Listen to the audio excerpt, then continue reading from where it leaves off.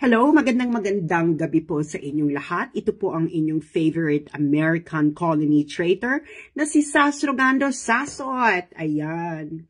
Kamusta po kayo? Diyos mio. Kakatapos lang ng klase ko. Chinese lessons. Nakakaloka na ang aming mga lessons. Pero, laban para sa kaputahan. Hello everyone! Ayan, binabati ko pa lamang ang mga kakatune in pa lang. Ayan. So, alam nyo naman, eto, Thursday again. Hello, Areyo. Present ka na naman. Ayan. So, magandang ating topic ngayong gabing ito. Ang pamagat po nito ay International Cooperation explained ng isang tambay sa kanto, Rational China Policy. Ayan. Any tea to spill? Romire wala.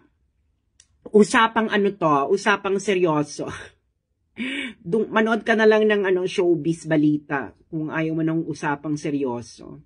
Ano lang ito, para sa mga gustong matuto at maligaw ng landas. Charot.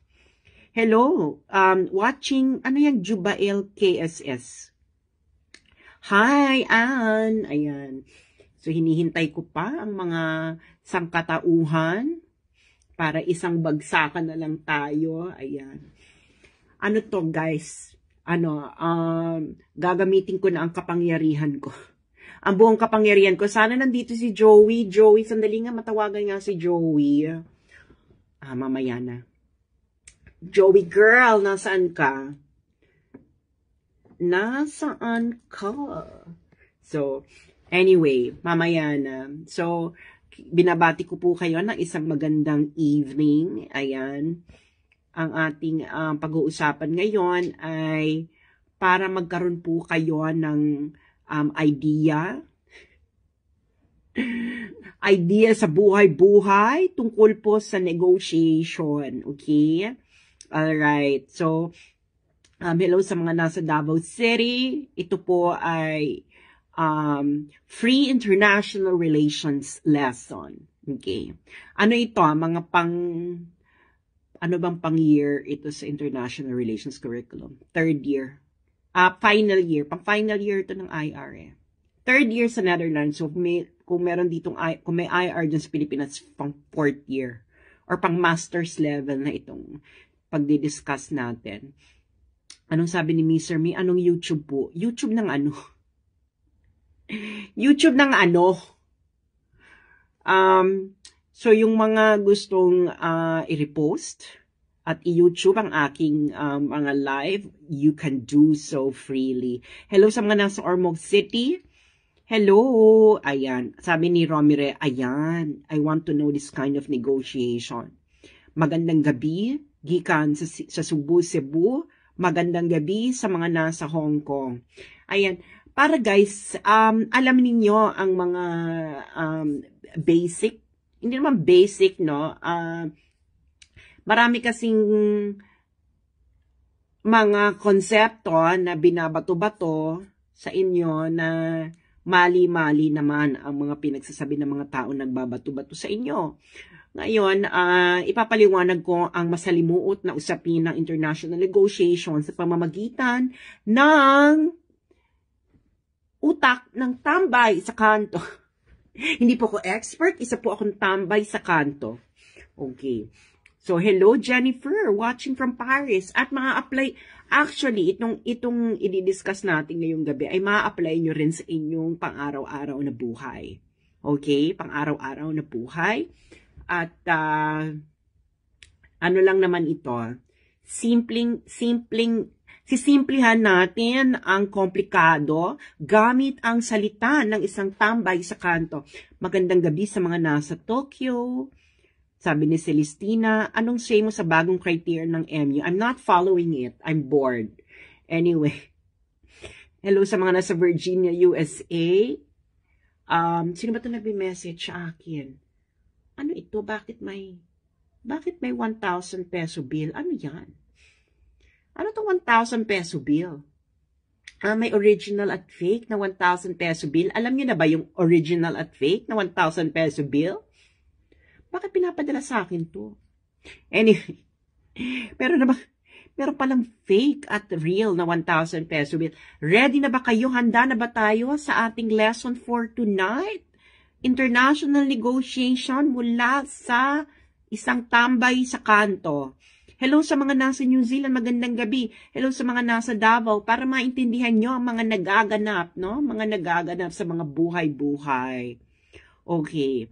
Para hindi kayo napaiikot-ikot ng mga ginagawa kayong mangmang, 'di ba? Lalo na yung mga tinatawag nilang sariling mga expert daw sila. Pero, sige na nga. Paulit-ulit na lang nating sabihing expert kayo. Hello, Maricon, na isang biological woman. Hello sa mga nasa Malaysia, Maricon. Yes, isa lang po akong tambay sa kanto, hindi po ako expert. At ipapaliwanag po natin ang napaka-complex na usapin ng international negotiation sa napakasimpleng salita. Okay, so, saan pa ba? Hello, Joey DeVive Everyday. Hello, sa mga nasa Edmonton, June. Ako, may kilala ko sa Edmonton. Tamis ng unang halik. Charot! Hello sa mga nasa Ontario, Canada. Hello sa mga nasa Cotabato City. Free knowledge to ponder. Promise, ma-apply nyo rin ito sa inyong mga pang-araw-araw na buhay. Hello sa mga Mendez Cavite. Hello sa mga nasa Hong Kong. Hello sa mga nasa Boracay.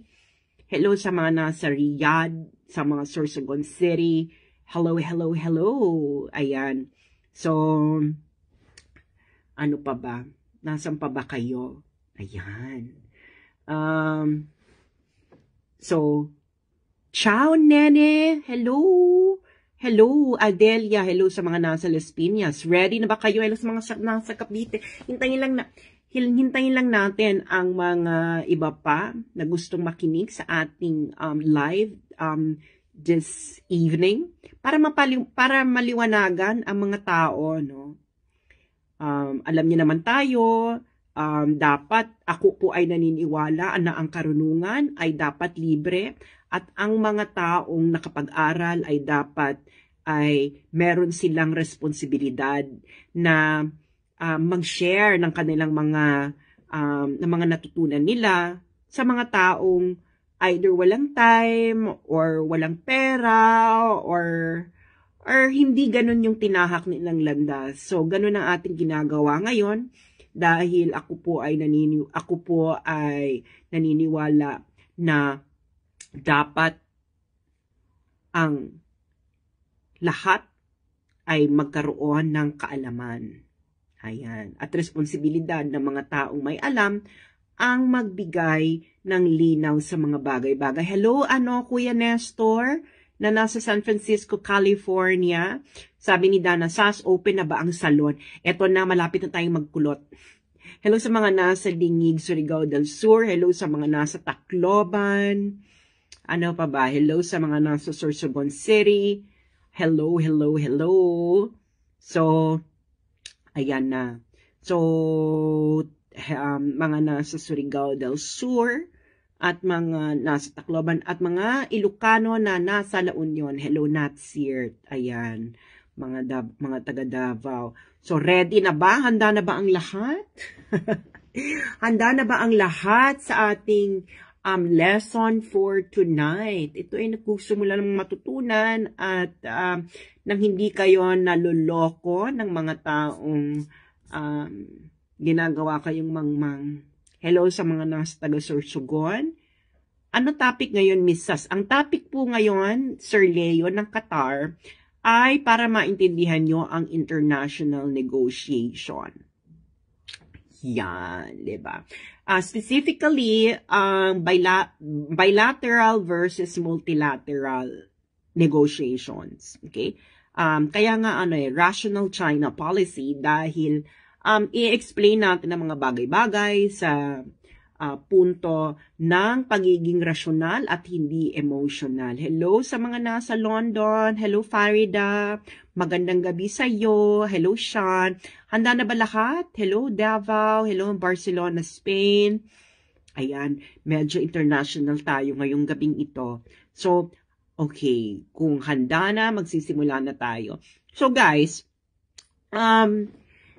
huwag kayong maniniwala, no, sa mga tao nagsasabi na ang mga conflict sa international relations ay hindi nagtatapos sa negotiations. Negotiation. Lahat ng relasyon ng mga bansa sa international relations, ang kanilang conflict, ang kanilang cooperation, ito ay nagtatapos sa negotiation. Okay? So, ano ba ang ibig sabihin ng negotiation? Okay. Negotiation is finding a common ground. Okay. So, meron ako ditong gagamit tayo ng blackboard. Okay. Gagamit tayo ng blackboard. So, whiteboard pala, whiteboard. So, ito, so yung negotiation, halimbawa ito si party A, di ba? Si party A, saka si party B, meron silang conflict, di ba? Meron silang conflict. Ngayon, ano bang kailangan nilang gawin para magkasundo sila? Kailangan nilang mag-negotiate. Okay. Magne-negotiate sila. Ito, sabihin natin. Negotiation. Magne-negotiate sila. So, negotiation, okay? Ano bang punto ng negotiation? Okay? Ang punto ng negotiation, guys, is, halimbawa, is for you to be better off than what you were before. Anong ibig sabihin yan?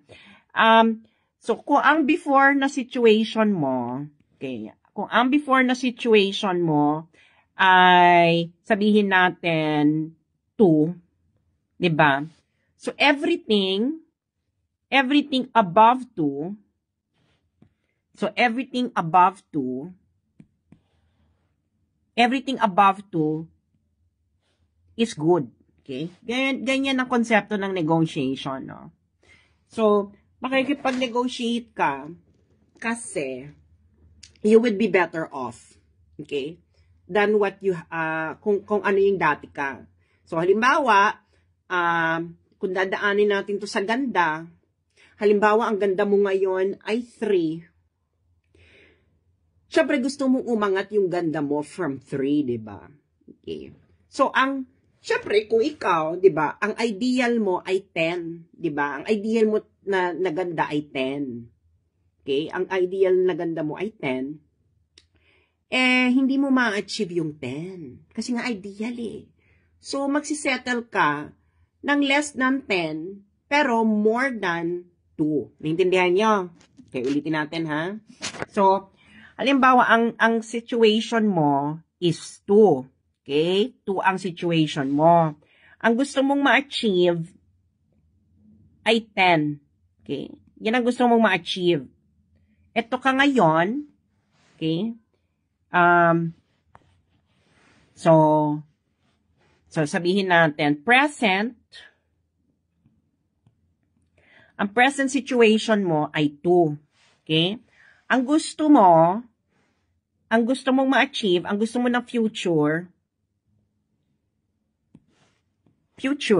ang gusto mong future, 10. Okay? So, present 2, gusto mo future 10. Okay? Ngayon, ano yung konsepto ng negotiation? Ang konsepto ng negotiation is, kailangan maka-achieve ka na more than 2. Okay? More than 2. More than 2. Okay. Ibig sabihin itong 2, ito na yung ine-enjoy mo, ha? Ito na yung ine-enjoy mo. So, ngayon, gusto mo maging more than 2 ka. Okay? Of course, kaya ka nga magne-negotiate dahil gusto mong ma-achieve yung more than 2, di ba? So, ngayon, dahil nga meron kang ka-conflict, okay, gusto rin niyang ma-achieve ng ano mo is 10. Okay? Gusto rin niya ma-achieve ang 10, pero hindi nga niya ma-achieve yung 10 kasi pag na-achieve niya yung 10, ibig sabihin, kailangan mawala ka sa eksena, no? Mawala ka sa eksena. So, ang negotiation, okay, so, ano ko ha. So, ang negotiation, guys, okay, so, yes. So, ito ka, A, ito yung isa, okay. So, ang ideal mo ay 10, Okay? Siyempre, ang ideal din niya ay 10. Okay? Ngayon, hindi nyo nga ma-achieve yung ideal nyo nga kasi magkasalungat nga kayo, no? So, ngayon, ang gagawin nyo is, ang negotiation ay kailangan nandito sa eksenang ito. So, yan ang tinatawag na ZOPA. Okay. ZOPA. Ano ibig sabihin ng ZOPA? Zone of Possible Agreement. So pwede yang 10, pwede yang anything below 10. Okay? Pero syempre, ikaw, meron kang walk-off point. Okay? So, meron kang walk-off point. Ito yung walk-off point mo. Ito yung walk-off point ng isa. So, bakit ka mag-walk off? Okay? Bakit ka mag-walk off sa negotiation? Bakit ka mag-walk off sa negotiation? Mag-walk off ka sa negotiation. Okay? Aalis ka sa negotiation. Hindi ka makikipag-negotiate. Okay? Hindi ka makikipag-negotiate kasi, okay? Kasi, you think na makakakuha ka ng mas malaki dito, okay? Without negotiating. Okay? Without negotiating. Okay? So, parang, dead man na ako dito kasi kung yan lang naman na makukuha ko sa negotiation, wag na ako makipag-negotiate kasi meron akong bat na, no? Mas malakas yung bat na ko. Ibig sabihin ng bat na is best alternative to negotiated agreement. Okay? So, ganun din yung kalaban mo, no? Meron din siyang bat na. Ibig sabihin, itong resulta ng negotiation na to is, hindi ako satisfied dyan. So, mag-walk out ako kasi nga, makakakuha ko ng mas bongga dito through other means, no? Basic, sa akin tinatawag na best alternative to negotiated agreement. Are you following, guys? Are you following? Are you following? Okay. Okay. So, ngayon, itong sa situation sa China, okay, meron silang tinatawag, no? Ayaw nila ng bilateral kasi daw, mas malakas na yung China sa atin. So, kailangan magsama tayo ng iba. So, gawin daw multilateral. So, bilateral, dalawa lang kayo, China and the Philippines. Pag multilateral, marami kayo, more than 2. So trilateral. Trilateral, 3. So, pag 4, multilateral. Pero sabihin na natin, 3 and above is multilateral. Okay, multilateral. So, bilateral, dalawa lang kayo. Multilateral is 3 and above. Okay. So, huwag na natin pakomplikaduhin na isama pa natin yung trilateral. Okay. Pero ipapakita ko sa inyo kung bakit mas makakabuti sa'yo na bilateral. Okay. Ito, pakipakita ko sa iyo, ha? So, ganito kasi ang bilateral muna tayo. Ayan. So, sa ano muna tayo? Bilateral. Ayan. So, bilateral muna tayo. So, ito. China and Philippines. Okay. So, China and Philippines, direkta sila. Kasi nga bilateral eh. Okay? Bilateral. Ang sinasabi nila is, mas maraming makukuha yung China kaysa sa Philippines sa bilateral negotiation kasi nga mas powerful yung China. That's just what asymmetric power, no? Hindi pantay na kapangyarihan would bring you. Pero the thing is, halimbawa, ang Philippines ngayon ang na-enjoy niya ay 2. Sabihin natin ang na-enjoy ng China ay 4. Okay? Siyempre, gusto mo itong i-move, no? I-move at least doon sa current level ng China.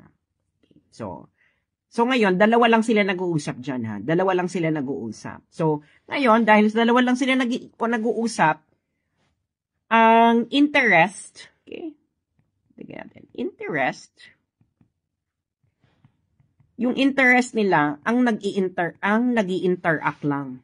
Okay? Yung interest lang nila nag-i-interact lang. Kasi dalawa lang sila nag-uusap eh. Okay? So,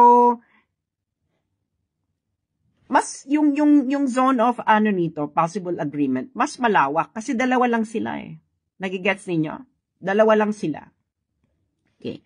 Ngayon, kung multilateral, let's say tatlo. Lagyan natin ng United States. So China, US, Philippines. Okay. Ngayon, ang idea kasi nila ng ganyan, lagyan pa natin ng Japan. Okay. Lagyan pa natin ng Japan. Ano pa? Pag gusto nyo, Australia. Lagay na natin lahat kasi sabi nila, the more the merrier, no? Australia. Sino pa ba? South Korea. Okay, South Korea. Sino pa? Sino pa gusto nyo? Canada. Okay, Canada. Okay. Sabi kasi nila, okay, ganyan. Pag ganyan, mas effective kasi mas marami. Okay. Ang hindi nila sinasabi, ganito. Ang lahat ng yan, okay,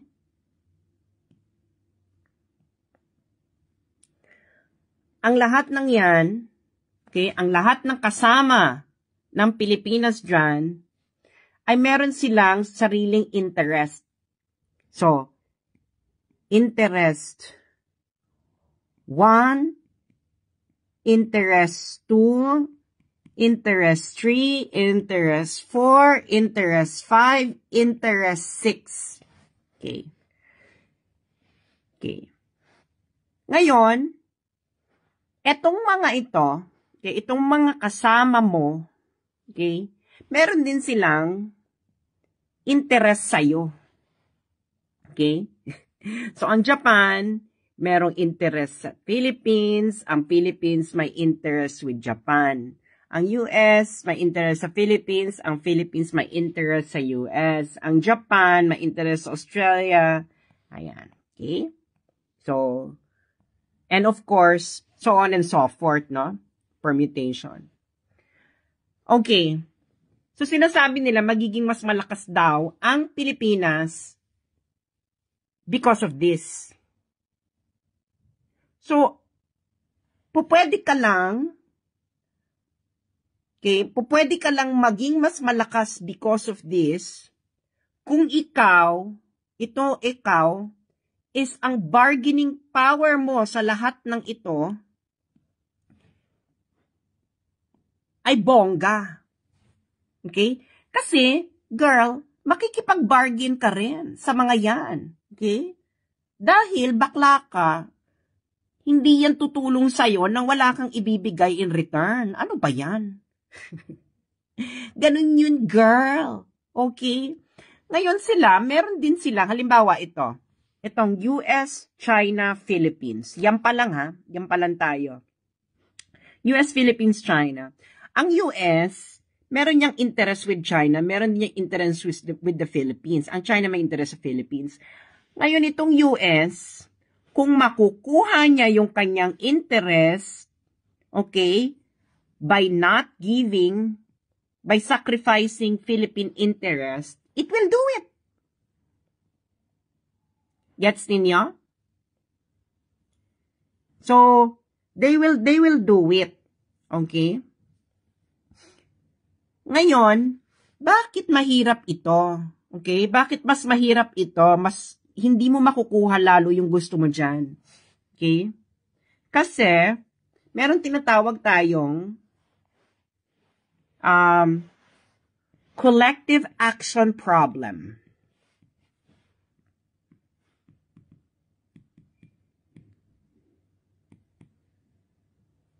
Okay? Itong collective action problem, ibig sabihin yan, habang mas lalong dumadami,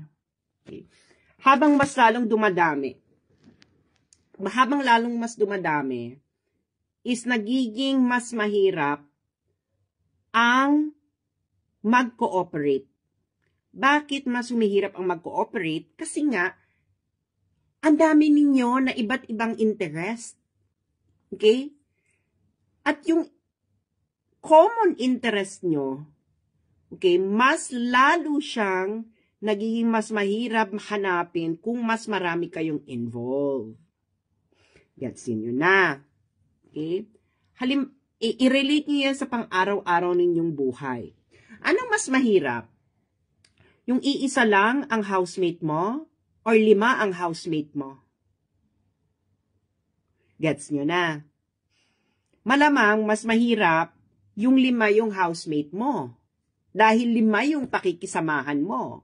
Tapos yung 5 yon, meron pa silang mga dynamic sa isa't isa. So, mas mamimili ka ngayon. Isa lang ang housemate or 5 ang housemate? Okay. Nagets nyo na. Okay. So, ngayon, itong collective action problem, kahit ito, may collective action problem. Okay? Kasi yan ang characteristic ng cooperation. No? Basta meron kang ka-cooperate, merong collective action problem yan. Pero mas lumalala ang collective action problem pag mas marami na kayo. Okay? Kasi nga, iba-ibang interest na yung gusto. Okay? At ikaw dito, ikaw Philippines, imbis na ang kabargain mo lang ay China, makikipag-bargain ka rin sa iba. Nagigets yun na. Okay? Ngayon sila, yung interest mo ay secondary lang sa interest nila with China. Dahil meron silang mas malaking interest sa interest mo. Hindi nabubuhay ang Australia for you. Hindi nabubuhay ang US for the Philippines. Ang Japan hindi siya nabubuhay for the Philippines. Ang South Korea hindi siya nabubuhay for the Philippines.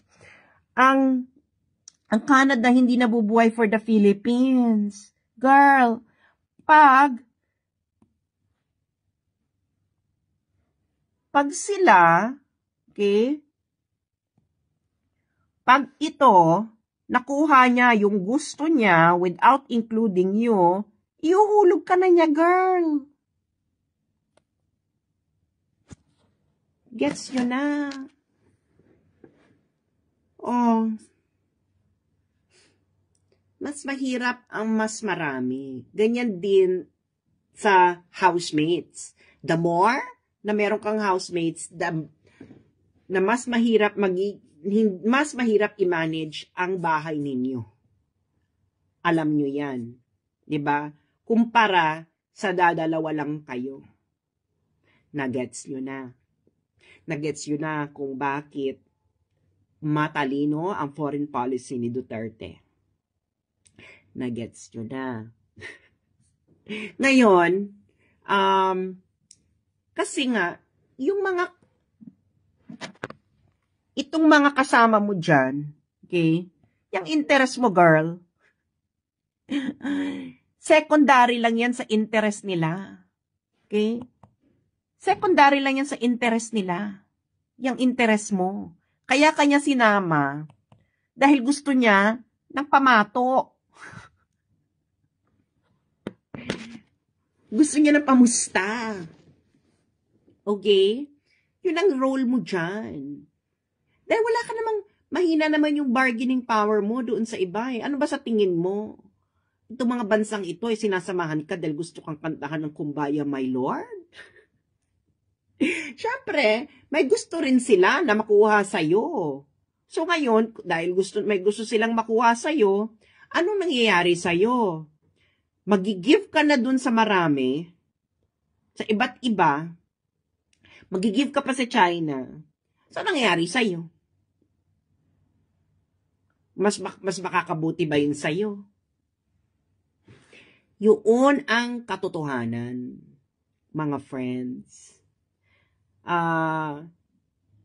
Hindi mo, kaya nga halimbawa, sa mga negosyo, no? There are times na mas mabuti na meron kayong collective bargaining. Diba? Pero, There are times as well na mas makakainam sa'yo na empleyado kang isa na direkta kang nakikinegotiate doon sa employer. Okay? Kasi, mas magkakaintindihan kayo eh. Kasi pag bilateral, dalawa lang, mas maiintindihan nyo yung utak ng isa't isa. Kasi dalawa lang kayo eh. So, mas madaling magkaroon ng cooperation pag dalawa lang kayo. Pero pag 5 na kayo, 5 utak na yan. Okay? Ikaw to, yan, Pilipinas, ikaw yan. Kailangan mong intindihin to, intindihin ito, intindihin ito, para magkaroon kayo ng understanding. Okay? Hindi po gang up. Okay? Hindi po gang up ang nangyayari sa multilateral. Kayong 5, kailangan kayong magkasunduan para magkaroon kayo ng agreement. Nag-gets yun na kung gaano kahirap kumpara sa dalawa lang. Pero dahil nga ayaw nyong makinig sa tambay sa kanto, gusto nyong makinig dun sa nagsasabi na mas maganda, na mas madali at maayos ang 5 housemates kaysa iisa lang ang housemate mo, eh doon ka na makinig. Huwag ka na makinig sa tambay sa kanto. Diba? So, ayun lang po. Maraming salamat at sana ay may napulot kayong araw ngayong gabing ito. Thank you.